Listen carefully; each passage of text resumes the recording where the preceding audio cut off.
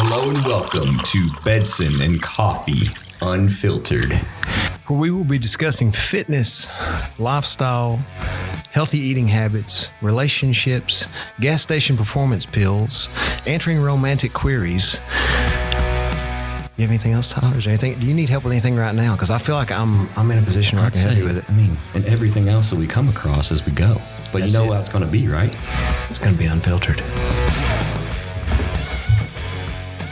So apparently, like, all the musicians are getting into country music. Like, that's the hot thing right now. Country music is the hot thing now. So, you know, like, people like Post Malone, he's apparently making a country album with Luke Combs. I did see that. And then, you know, Beyonce just made a country song. Have you heard that one yet? I heard something about it, but I've not heard the song. Okay, so we'll play just a little clip of it. You tell me if you think this is country or what you would think it is. All right? Ready? Okay. Let me pull it up real fast. I mean, it sounds more like Americana, like bluegrass or something out of the gate. A little bit. If you let me... No hold 'em. I mean, it kind of sounds like country. Yeah. But, you know, it kind of sounds like country. If her voice is so distinctive, though, that when you hear that it's Beyonce, you're like, yeah, is that country or is it not? I don't know. If it was somebody else singing the same song, you would think it was country. Like, yeah, if it was like Lainey Wilson or somebody that is actually a known country artist, you'd be like, oh, yeah, it's a country song. Or if you didn't know who they were, so you didn't recognize the voice. Yeah. Then you would think, yeah, it's country. But I guess that's like the popular thing now. Everybody's going country because it's, that's what's cool. That's interesting. We should grow mullets. You can now. You got your hair done. I know, right? Oh, my God. Yo, I wish you need to post that picture, though. Of my face swollen? Yeah, with your face swollen. Yeah. Man, Eli sent me this stuff the other week, and he looked like Megamind. You could literally pull up a picture of Megamind, put it next to Eli, and you'd have been like, damn. Yeah, I wish I'd have done it closer to Halloween. That's what I'd have done. I'd just been Megamind. I mean, you could have pulled that off. Honestly, it'd been a genius idea. That costume, you could have scared kids. Oh, yeah. Yeah. No, it was definitely fucking scary. You look normal now. It actually turned out real well. Yeah, it did. Yeah. I chose not to get like the hairline down like to my eyebrows like some of the other guys were doing. Yeah. I wanted a more natural look. So, yeah. And it's good you didn't have to travel out the country either. You just, I chose to stay here, yeah. Did you get it done in Kentucky or? In Tennessee. Tennessee, okay. Yeah. So you had to drive it went a little good. bit. Yeah. The Kentucky might have been scary. You might end up with like a full-on mullet immediately. If they could have just done that out of the gate. Can you imagine? That's a toupee, isn't it, though? I guess. But, that would just be like, but I think I'm picturing you like right now, like just because I've got a lot of feedback from the show just about your sex appeal. I don't know if you've heard anything about that, but like a lot of the people listening, just that's all I heard. Like every third question or every third, like Tyler's sex appeal is just, my God. So it's like it might be an icon. It's hard. It is. You're a sexual being yourself, like, but I think maybe it would be too much. Like, a mullet on you might be like putting wings on a bobcat. It would just be. People could handle it. I don't know that they could. It's like seeing a unicorn. Everybody's just. Oh my God. Yeah. Wow. Yeah. So today, we have, since the first episode dropped, we've had a lot of people reach out to both of us with some questions and so on, and we get random questions. Throughout the day, every day. So we thought we'd touch on a few of those today and discuss some different topics. Just kind of have some fun with that. So, Tyler, what you got? All right, what would you like to start us off with? Let's start with a banger here. Let me pull up the notes. What dosage of Tren do you think is effective? That's it. Let's just hit Tren right out of the gate, unfiltered.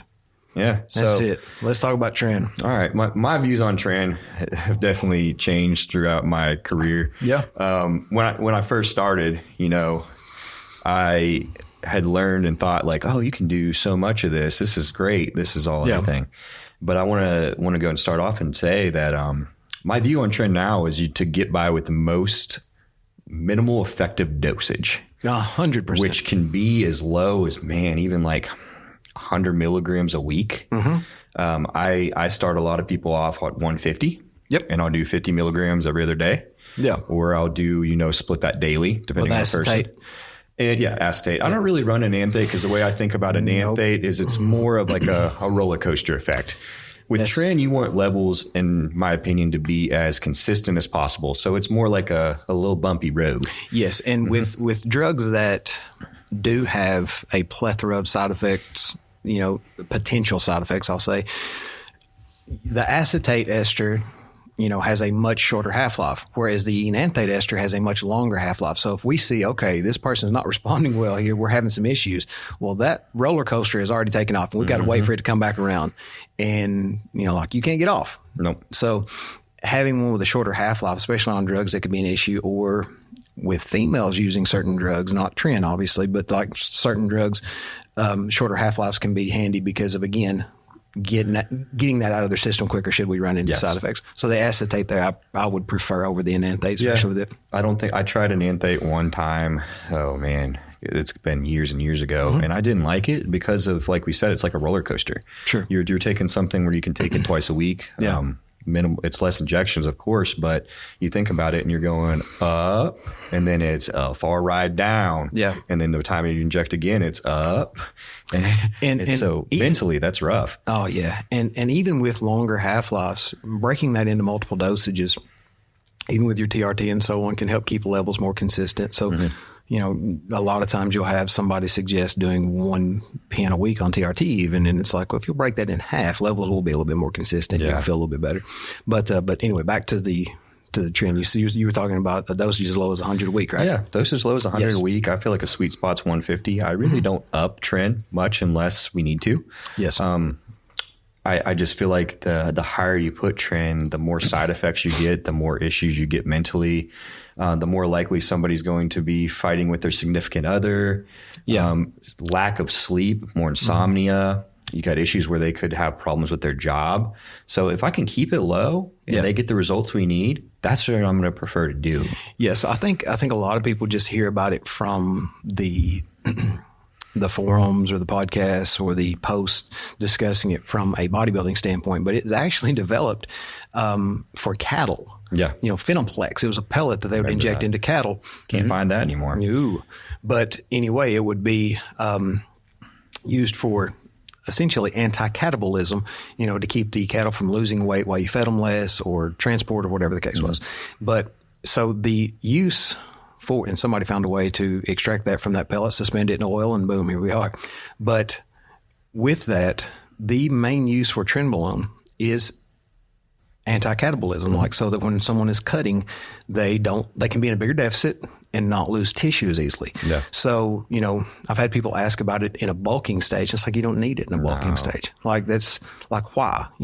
Bulking would require, again, as we discussed in our last episode, nutrition and training being on point, when performance enhancement is used with that, it's much less bulking than it is cutting. Yeah. You don't need a lot. You just need food. Yeah. And the drugs, when all that is on point, the drugs will help, utilize that food better. Mm-hmm. But you don't need a ton, because if it starts to interfere with your eating and getting that food down, you're ruined anyway. But, tren being used for anti-catabolism, so we can be in a bigger deficit while cutting, and to your point, less is more, the lowest effective dose. Yeah. I mean, I've tried higher doses, so I know from experience, and higher doses don't do much more, in my opinion, other than give you more side effects, have a rougher time. Yeah. Like, I remember my second prep, the coach I had at the time wanted me to do 100 milligrams a day. Every single day? And that was for like the last 4 weeks. Every single day? Every single day. Okay. Yeah. Just wanted to be sure. 700 milligrams a week. Fantastic. And I can confidently say that was incorrect. I should not have been doing that. I don't think anybody should be doing that. It, in my opinion, was what made me lose my hair. I was under a ton of stress. I barely slept. I don't think it really helped with anything in life. I was irritable all the time. I felt like I had a dark cloud over my head at every single second of the day. Mm-hmm. Like, it was just like, it felt like it was about to storm in my head all day long. Yeah. And I found that just was not necessary. And I feel like I see a lot of people still doing dosages like that. Like I recall I was at some kind of clinic or something. I was talking to another coach, and they said they had problems with a client, and they were like, man, I just started them on some tren, and they were like, it was just a low dose, like 300, 400. And I was like, oh, and, they started having a lot of issues. And I was like, oh man, well, I told them straight up, I was like, I start people a lot of times now on, something as low as 100. and I've gotten a lot more results off that, and I can up it if I need to. Yeah. But in some situations I don't need to. So I mean, I start as low as 100, and I might go up to the highest dose now, maybe 300. Sure. And again, to that point, even aside from like health issues or potential health issues, allowing somebody to get that drug in their system at a low dose, seeing how they respond.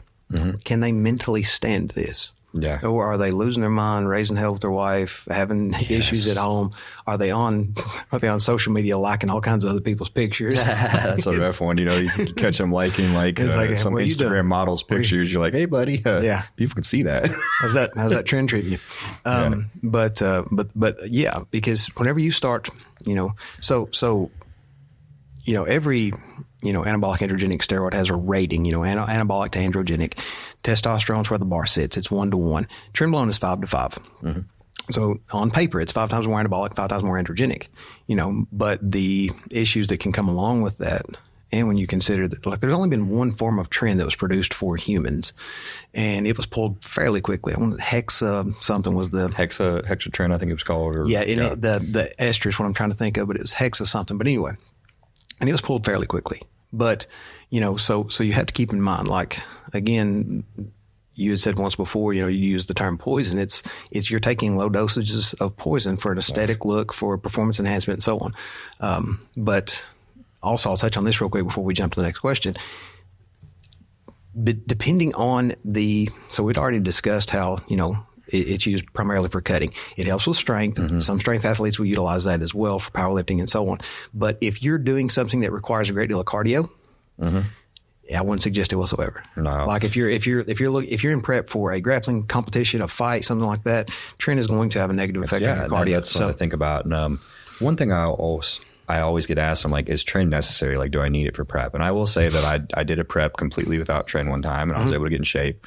And I have had a few people who choose not to use tren for their preps, and they have won their class or even an overall. So you don't necessarily need it. It isn't a requirement to compete or to get lean or anything of the sort. And I like to really reiterate that with people, because I think a lot of people think that's the main source of, like, if I'm doing a cutting cycle, I need to have tren in it. Yeah. And that's just not the case. Yeah. There's, how the body responds and so on. We're all human, so we're all going to respond similarly to certain things. But, anything that's like saying you absolutely have to have this or have to have that, it's not necessarily the case. Some people, again, diet and training being on point, you can do a lot more than you think. Yeah. Yeah. Let's move on to the next question here. What we got? All right. So, and I'm sure you've heard this a lot too. Tattoos. I get this one a good bit, but essentially they're asking, does tattoos affect judging or placing in bodybuilding? I'll let you speak on this first. Okay. So from what I've noticed, because I have a lot of heavily tattooed athletes, one was including yourself. Yeah. And I have tattoos as well. I do not think it affects anybody at a regional level. I really do not. I think at a regional or even at a national level, because I remember, what's the guy's name at North Americans? I think he's popular on Instagram. He's covering tattoos. I think his name's Zach Smith. I want to say something like super simple, but dude's covered, and he won Class D at North Americans, and there was another guy in Class B that ended up winning the overall. Yeah, both are covered. They have very tasteful tattoos, though. Sure, I think that is an important thing. Like, is your tattoo tasteful? That would make a difference. Yeah, I think that would make a difference. Where does it cover? Like, are you covering your entire back or your entire abdomen? Important places to show muscle. One thing that I've noticed about myself, and I didn't think about this when getting it done, but my left arm on my bicep is very, very black. Yes. And sometimes when I'm flexing and there's a black background, it looks like I'm missing part of my bicep. Yes. And that's something that I wanted to touch on. So when I have people ask me that, there's a lot of things to consider. But does the tattoo make it harder to see separation, muscularity, conditioning? Is your tattoo laid out? So like my right arm with all these lines, sometimes prior to getting that tan and that glaze, you can't see that as well because those lines are in front of it. The ink kind of, it blurs that. You have it's just busy. You can't see it as well. Under the lights, it's a little bit better. But for me, being so heavily tattooed, I would always make sure I got sprayed very dark. Yeah, same. To try and mute that. Yeah. And then I'll take like a towel or something and block my face some so that my face isn't quite as dark. Just because I don't want it to catch light on my cheekbones and make me look more gaunt.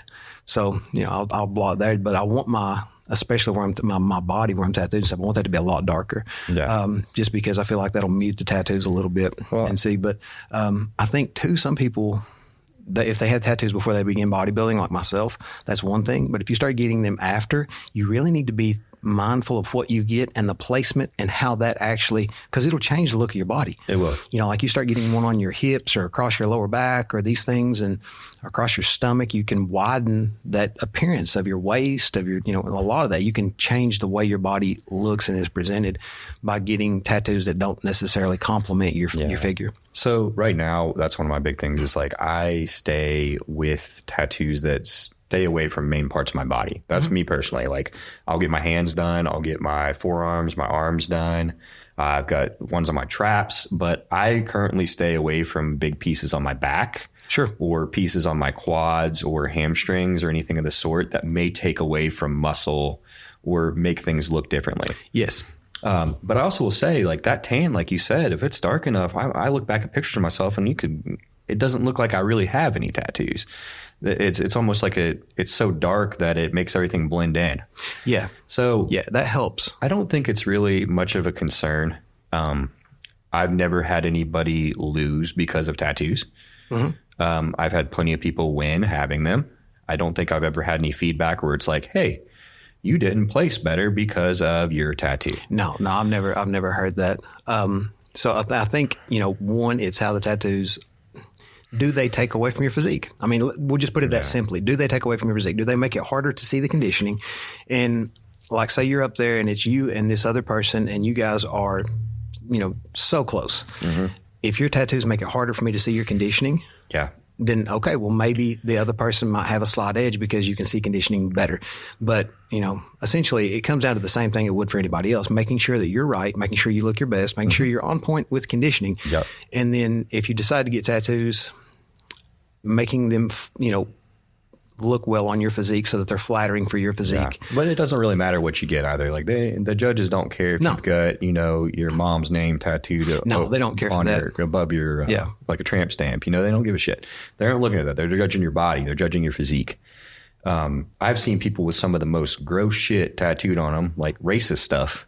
And it doesn't affect their placement because they're not looking at that. I mean, that's bad on you for getting that, but it doesn't. That shows my point. It doesn't matter what you have as your tattoo. Yes, and I've seen different cases like that, and I feel like, the shows that I've been at, I feel like the judges do a very good job of, not being subject to what somebody has on their body and so on. But again, just plainly though, if something makes it harder to judge you, then it's harder to judge you. So, if again, it's harder to see conditioning because you're so heavily tattooed and the next person over from you is really close and they're not, it is what it is. But I don't think it affects anybody in a negative manner. Yeah. I mean, one thing I would say, if you're planning on getting a tattoo, I would maybe get a professional opinion from like a judge or your coach or somebody if they think it would affect you in a negative way. Yes. Like if you're getting a huge piece or you're deciding you want to black out your whole body, like what's the rapper that just Machine Gun Kelly just blacked out his whole body, like entire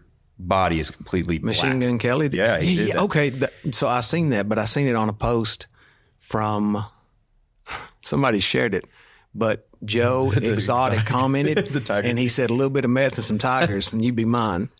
And that might be true, though. And he could quite possibly be right. But that's something I maybe wouldn't do. Correct. If you're competing in bodybuilding and you want to get your whole body tattooed black, I might wait till you retire. Right. Wait till you're done. And there's some stuff I will definitely get done after I'm done with competing. That I won't get done right now because I plan on competing at least one more time. Yeah, and that was me avoiding my, abdomen, most of my back, things like that. But yeah, I agree with that.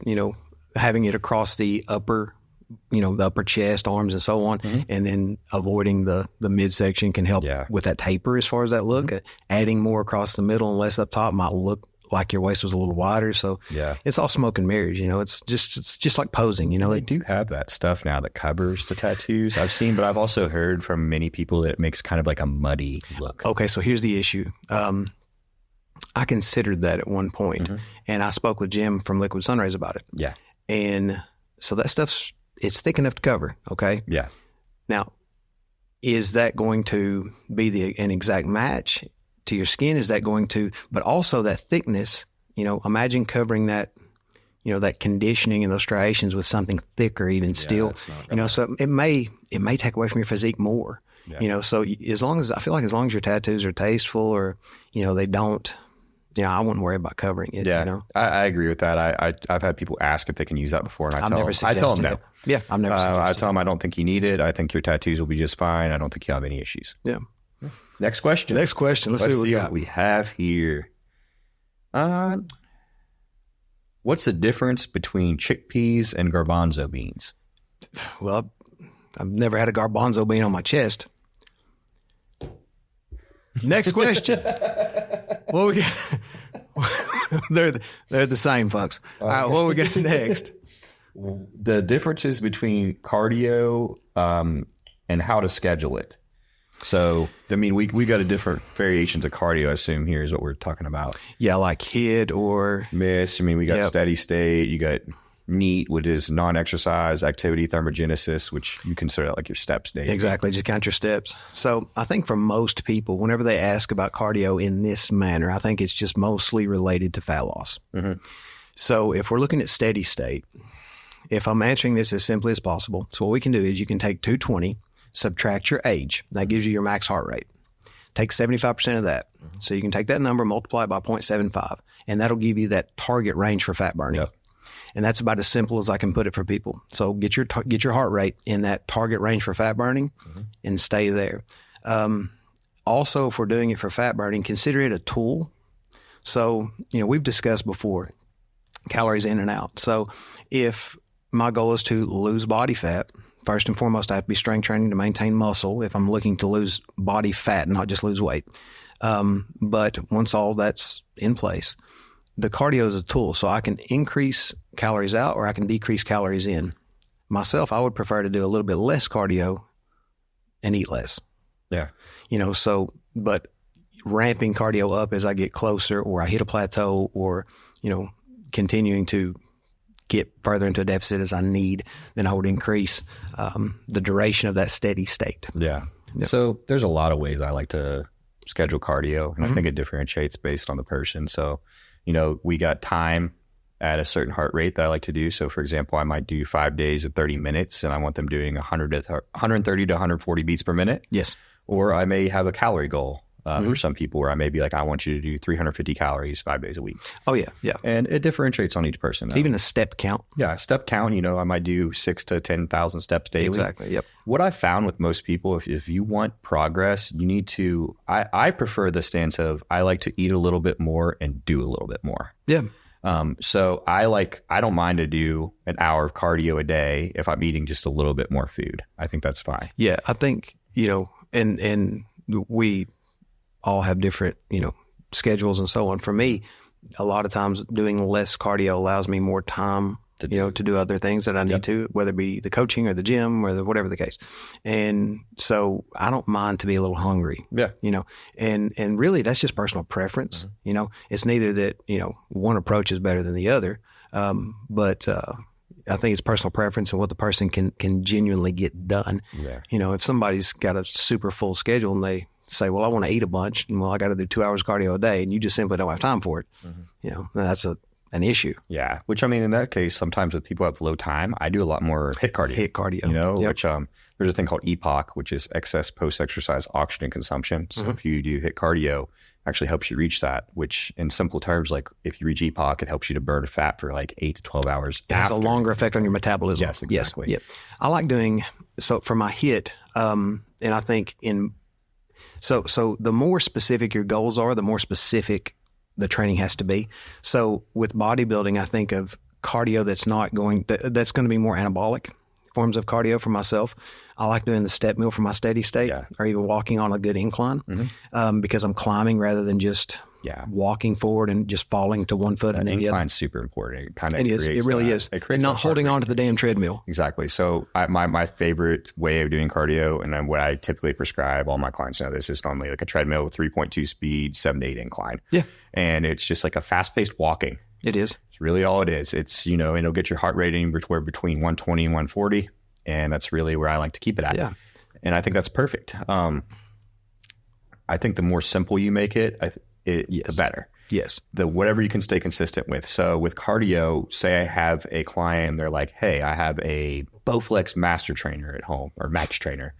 I might just put their cardio on that and give them a time limit and beats per minute that I want them to reach and stay at for a set amount of time. Right. And it's simple as that, and if I have another person that has a treadmill at home, of course, I'm going to do a treadmill. If they have a spin bike, we can get cardio done on a spin bike. It's all about... I've done intervals with jump rope for some people, like anything, just getting the work done. And and it's all about movement. It is, yes. That's really all it is, getting your movement. And one thing I will say about cardio is I do not consider, mowing the lawn as cardio.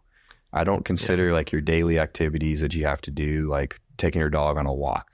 Unless I consider that maybe your step goal, but I just don't think your heart rate's getting high enough to consider that. It's a leisurely pace. Exactly. And as far as like for the hits, the HIIT cardio and so on, I think of like what's going to be of less impact on my joints. So I tend to normally lean more towards cycling for that. Yeah, cycling does well. Assault bike is a great one with a fan bike. I do sometimes do functional cardio, HIIT cardio for some people, which one of my favorite ones is the sled push. Like I'll make them push all out on the sled, maybe 90 pounds on there for 20 to 30 seconds, 1 minute break, do it again. Another hard one, if anybody wants to try this one, I think it's probably one of the most brutal ones I've done, is if you have a row machine, do 150 meter row and 8 burpees and then 1 minute rest and repeat and do 8 rounds. You will have a great, that might be all you need to do. Yeah. And I think too many people think cardio should just be like a relaxed pace. And not like it should suck. If you're doing these things like we're talking about, like you're going to break a sweat pretty early. Yeah. Like it shouldn't be, I know a lot of people enjoy cardio, but what I'm getting at is it should feel like work. It shouldn't feel like you can do this at a leisurely pace without your heart rate going too crazy and so on. You want to go to the next question? Let's go to the next question. Which one we want to do? All right. Let's see. So I've gotten questions about, this person asks, what dosage of creatine would I need? I'm a 180-pound male. I'm 23 years old. And do I need to load it? How long do I need to load it for? So that's not too long ago, we thought we had to load creatine. Yeah, they found studies that kind of say that that's false, in the simplest way to put it. I remember back when I worked in the supplement store, it's almost been 8-10 years ago now, but I used to work there, and that was the thing. It was like you buy creatine and you had to load it. You mix it with grape juice. You mix it with grape juice. Load it. And you do like 10 grams or 15 grams, and you do that for like 7 days. And then you go to your maintenance dose of 5 grams and you keep it that. Yeah. But they said you had to take it with grape juice and all these like rules. And in my opinion, I always thought it was just something to get people to buy creatine, like, use it faster so you buy more. Sure. Nowadays, though, they've discovered creatine can be taken, just once daily. And in my opinion, it doesn't really matter when you take it, as long as you're slightly consistent. Correct. Yep. So I personally take mine either post-workout or during workout on training days. And then on my off days, I just take it with breakfast. Yeah. And for me, I remember taking it as a kid and taking too much.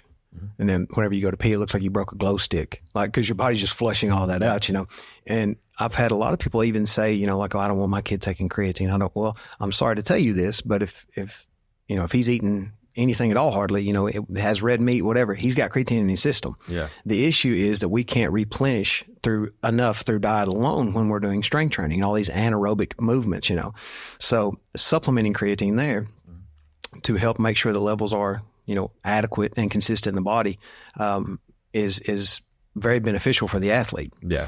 Most people don't know what creatine actually does. I've asked so many people, like, they'll ask me about it. I'm like, what do you think it does? I'm like, well, it makes you hold water. It helps recycle ATP. Yep, which is energy. Correct. ATP meaning adenosine triphosphate. Okay. Once the body uses that, the byproduct is adenosine diphosphate. Creatine being a phosphate is attached, Now we go from die, 2, back to try, 3. We can recycle that energy. So essentially, if I put it simply, it allows you more work output. Now, you can see how that would help with bulking because you get to work more, more stimulus, but also with cutting. More work means more calories out. So, when to use creatine? I've had people ask that too, bulking or cutting? Both. Both. And I simply use creatine monohydrate. That's the one that's proven clinically really effective to work. There's creatine hydrochloride, creatine alkaline.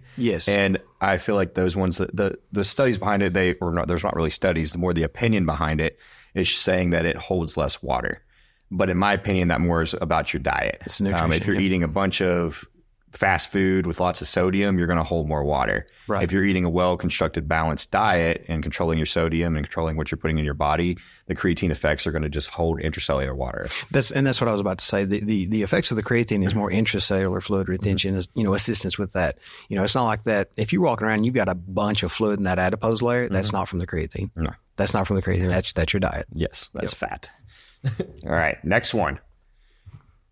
All right. Pull up my notes again. Best time of day to train. So the first thing people are going to ask would be like, well, I heard, first thing in the morning, my test levels are higher. And so for natural athletes, yes, your test levels are higher in the morning. The best time of day for you to train, in my opinion, is what works well for your schedule, where you can take the workout with the most amount of seriousness and have the best output. To me, that's the best time of day for you. And if that's first thing in the morning, great. If that's midday, great. If that's in the evening, great. But it's when you can really give the workout the attention that it deserves. But that timing is going to require changes for your nutrition, possibly, water intake, so on, carb front loading, drinking carbohydrates during the workout, depending on the time of day. So all that has to be considered. But in my opinion, the best time of day to work out for the athlete would be when they can most dedicate themselves to that workout and not have to rush through or. I can agree with that because, I've trained at pretty much every time of day possible that you can think of. I've trained at 5 a.m. I've trained at 11 p.m. at night. I've trained at noon. I've trained at 5 p.m. And I always end up going back to, like you said, the best time of day where I can have the least amount of distractions. So for me, that time tends to be about 5 p.m. It's sometimes the most busy time at the gym, but I like the environment. I've never had any issues with asking people to work in, and it's always a respect thing, and I get it done. But that allows me to get more food and water in to perform. I found that I train a lot better after I've had at least a gallon of water throughout the day. And as long as I've had about 2 to 3 meals in at least. And that allows me to get more carbohydrates for performance. I've got quite a bit more salt in me because I've been salting each of my meals. And then I can go in the gym and I can, not worry about somebody texting me or having something to worry about to do with work. So in my opinion, I would either attack the morning, or I would go immediately after you're finished working.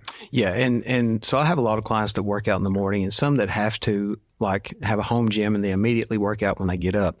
And so some things that we'll run into there is, one, I don't like strength training fasted. If you're training with any kind of intensity, your blood sugar is going to drop. We're going to have issues there. Front loading carbs is an option too, but I like having a intra workout shake with carbs in it that they'll begin to sip on before the workout. So as soon as they get up, they get moving, they start sipping on that. But also the issue that I've seen with people that say, well, I don't work out as good in the morning as I do in the evening. A lot of times that comes back to water intake. You've not had time to drink as much water if you're working out first thing in the morning as if you're working out in the evening. So trying to get some water in your system and salt, I will salt every meal, but my pre-workout meal will be the saltiest meal of the day. I extra salt that meal. And in my intra-workout, I actually put another about 1/4 teaspoon of salt in there as well. But my biggest rule with people if they train in the morning is I say, I want you to have at least 40 ounces of water before you train. I think that's a good amount to go ahead and get a good training session. And I like to have at least one meal. I do understand there are some people that like to train fasted, and I do have some people that train fasted. But if you're able to have meal, I would agree with that. Yes. Oh man, it does so much for performance. Even if it's something small, like a protein shake and a banana. And, that's substantial. It gives you something. I have some people in their morning meal is a protein shake and 2 Rice Krispie treats, and that's what they go train off of. And they might have an intra workout But another important thing I think a lot of people forget about, if somebody's training in the morning, is I sometimes like to backload carbs the night before. That is another option. Absolutely. It's super simple. I might add, the last meal might be some potatoes with their chicken, or I might throw in a little bit of oatmeal and some blueberries. And that just gives them a little bit more energy for the next day. Absolutely. Train. Yeah. But yes, I think a lot of people overlook that, that water intake prior to their workout and that sodium. If I've caught myself out and I have to do something quick before a workout or whatever the case is, I'll eat a pack of salt, something. Salt is responsible for intracellular fluid retention. And if if the muscles start, getting depleted of fluid retention, you're not going to contract them the same way. You're not going to have the same kind of strength, so on. Salt's what causes nutrients to travel across the cell membrane. And I have a lot of people that are afraid of salt, and I don't know. I guess culture has made people afraid of salt and sodium when it can be your friend if used Very correctly. much so. I'm not telling you go use every seasoning you have and, douse everything in salt, like table salt. I'm saying get a healthier salt like Celtic salt or iodized sea salt or pink Himalayan salt. And, I put at least an 1/8 teaspoon on each meal.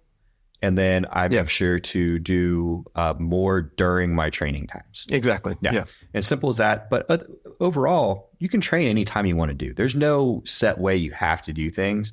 Like you started this off with, train whenever is the best time for your schedule. Yes. Yeah. Because that's how you're going to get consistent. And, consistency is key.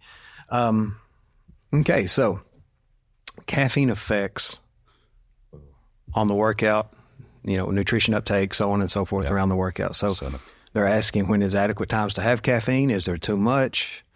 When do I need to take it, et cetera? So I'll start off this with a story because they won't mind me telling it. But I had a client in prep, and she wasn't dropping weight for it was 2 weeks, which wasn't common for her. I know she does everything she's supposed to do. She's very particular about everything. I would consider her a very great client to work with.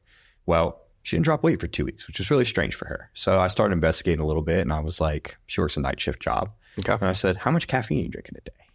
And she listed off oh God. Oh, it ended up being close to 1.2 grams of caffeine a day. And I told her, I was like, okay, we need to cut that down a little bit. So we cut it down, and I controlled it, I think, at about 200 to 300 milligrams. Well, she dropped 4 pounds the next week.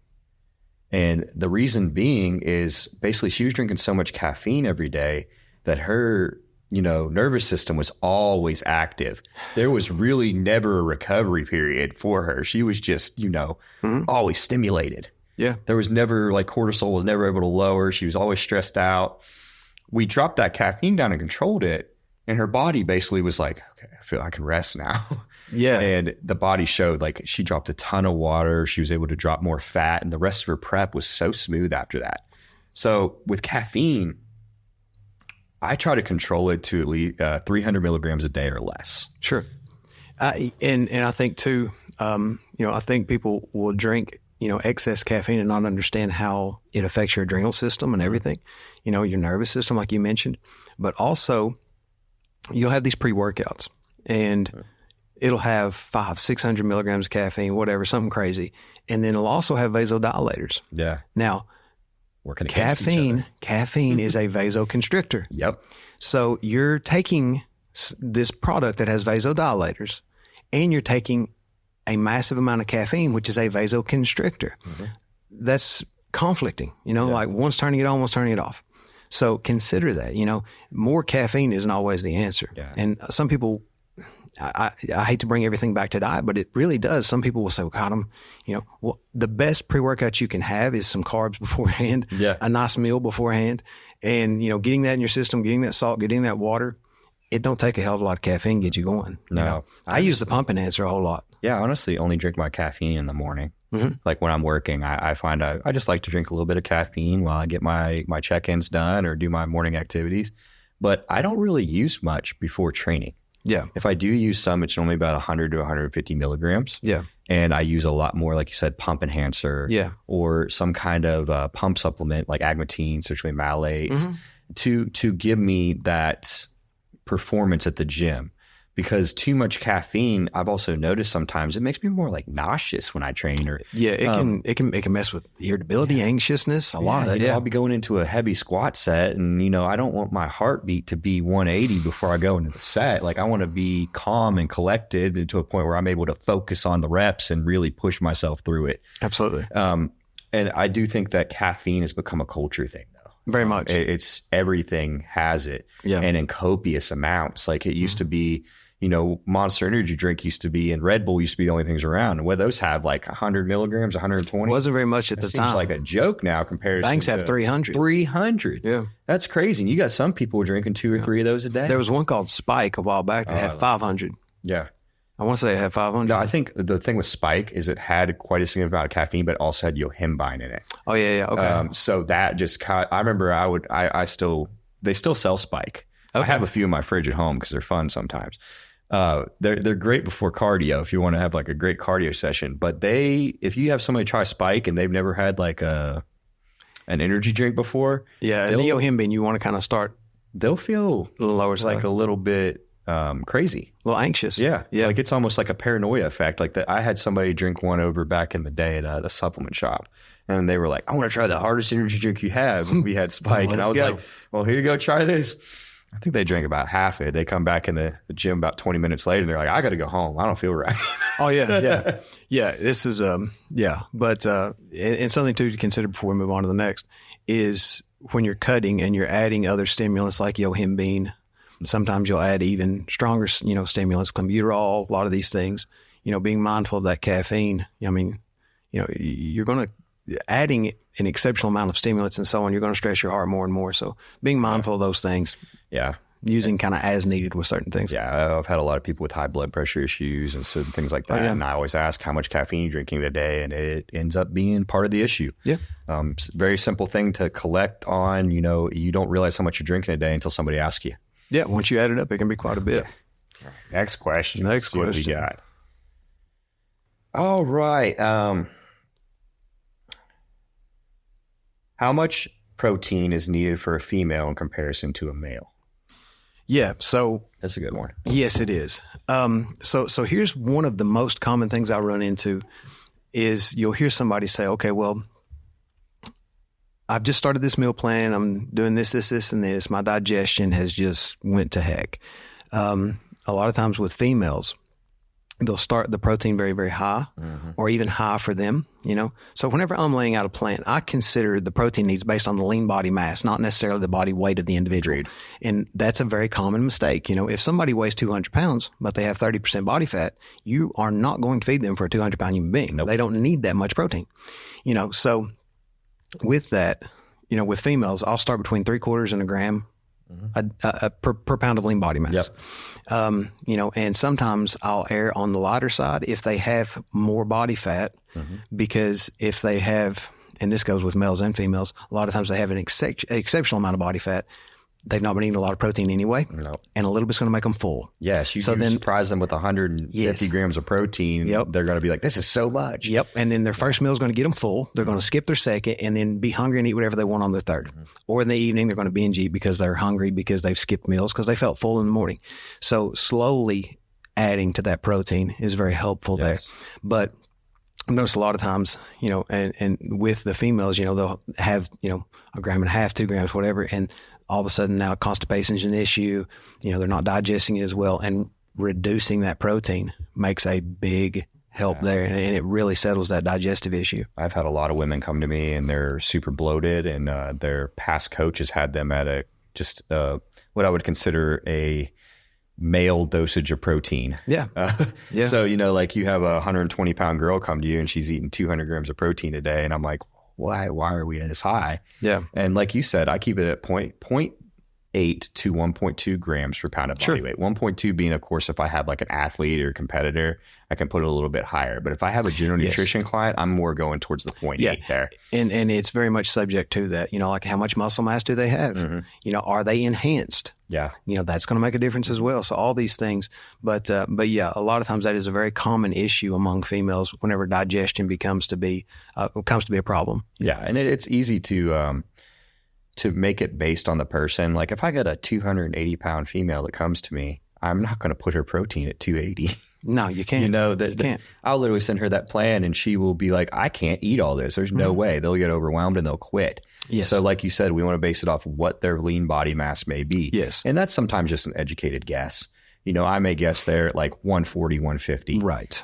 Just to keep a number that's going to make them satiated. And then I base my numbers based off that. So I would have them maybe at like 125 protein to start. Yeah. And protein will make you more satiated. Yes. Like protein makes you feel full.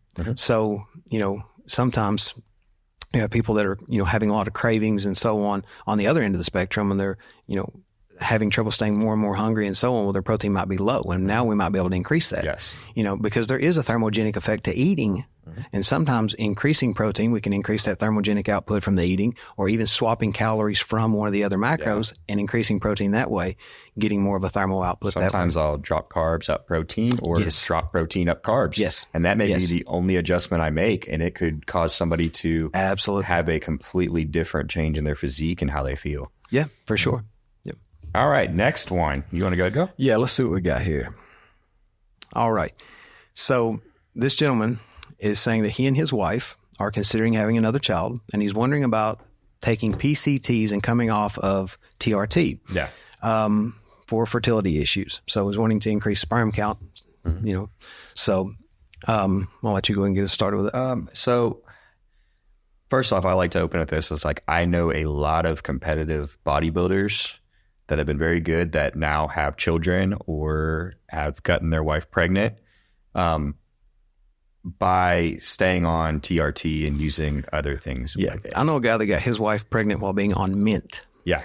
Trestolone, which was designed as a male contraceptive. So yeah. And it can happen regardless. It can. But I don't really have as many people PCT anymore as I do go on to a testosterone replacement therapy dosage. Yeah, just cruising there between. Yeah. I even like 150 to 250 is a good range there to just keep testosterone levels normal. And then normally I have them speak to a clinic or something that specializes in that. They'll normally get prescribed whatever that clinic is using. It used to be HCG, which is human corn, gonadotropins. Yep. I think they came out with something new though. I'm not as educated on the new version of what they've come out with that's not HCG anymore. Well, no, HCG and HMG have been around. Yeah, HMG is the other one. Human menopausal gonadotropin. And you can become pregnant, you know, as a couple using those hormones while being on TRT. So the PCT, like which would usually include like something like Nolvadex, Clomid, and HCG. HCG to front load. You know, HCG helps bring, you know, the testicles back up and so on. And then you would time that based on the half-lives of the drugs you were using. Yeah. And then once you got back to a range around normal or so, you would begin to introduce that HCG and then time that and begin your tamoxifen and your clomiphene, Nolvadex and Clomid. And that's kind of how things were from a performance standpoint. For, you know, it's been kind of the case for quite some time now. Yeah. But I think nowadays though, it's healthy to stay on a TRT dosage as long as you're keeping it controlled and making sure blood work's done and making sure your sperm count is increasing. I think that's more the thing is it's a lot of lifestyle things that you have to change. Very much. And people think it's just like the drugs or taking extra supplementation to get these fertility effects when it could be as simple as like you need to get a more well-constructed diet, a less stressful environment. It could be a lot more simple than, you know, having to do all sorts of extra supplementation. Absolutely. And I think you had another question to go along with this one. The one I'm thinking about? I would have to guess because of the atrophy associated with. This one makes me laugh. Do steroids make your penis shrink? It'll make it fly off. Like I've had to catch mine. Like it's actually from the base. Like it would actually fly off and you reach and grab it.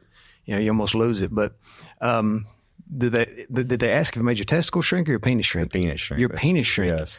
I mean, I always see those the comments on people's sayings where it's like, he must have a small dick because he uses steroids. Like, it's just an uneducated thing. Yeah, it'll make it real skinny, but it'll at least make it short too. So that's the thing. So that's like I'm happy with that. Is at least like it made it way skinny, but it's real short, so that helps. Yeah. You know, so that's helped a bunch with that. It will atrophy your testicles. Yes, it will. So your natural testosterone's coming down. Your testicles are going to atrophy. which will make your penis look bigger. It will, and they're just not in the way. Yeah. It's like a high speed, low drag. Like that's the thing is they're just out of the way. And that's the thing. Like you don't, they're just there for decoration at this point. So that's just kind of there. Yeah. That's it. But it will, a little bit more serious answer here. It will atrophy. Your testicles will atrophy from being on cycle or even TRT, just because your testicles aren't working in the same way. Your natural testosterone is no longer where it needs to be. It won't affect your penis size. But if you do come off, use the HCG and so on, your testicles will come back up. You can always bring that natural production back. So that's an important thing to know. But overall, I think it's just a kind of an uneducated thing where people have decided that to kind of go against steroid use. Yeah, or they're like, well, he looks like that, but he's been taking steroids, so he's got a tiny penis. So it's so the girlfriend doesn't leave them.